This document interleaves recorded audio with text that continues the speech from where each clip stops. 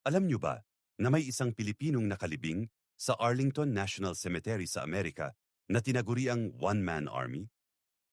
Taong 1927, lumikas siya sa Pilipinas bilang isang stowaway o nakatago lang sa barko.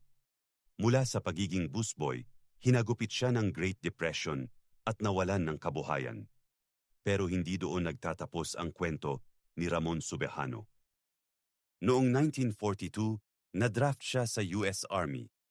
Naging scout sniper siya sa Europe.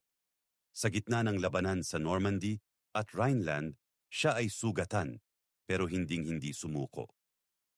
Ang pinakamaalamat niyang laban? December 7, 1944.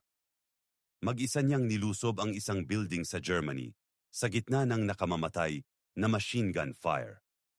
Pinatay niya ang 5 kalaban, sinugatan ang 6, at mag-isang pinasuko ang 37 na German soldiers. Mag-isa lang siya. Sa pagtatapos ng giyera, nakamit niya ang 17 medals. Ipinakilala siya kay King George at Winston Churchill.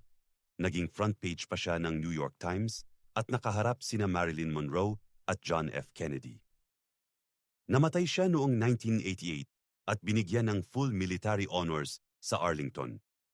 Ang kwento ni Ramon ay patunay na kahit saan man mapadpad ang Pilipino, busboy man o stowaway, kapag ang tapang at dangal ang nanaig, kaya nating baguhin ang kasaysayan.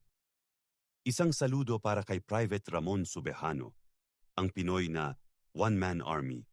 Share mo to para malaman ng buong mundo ang galing ng Pilipino.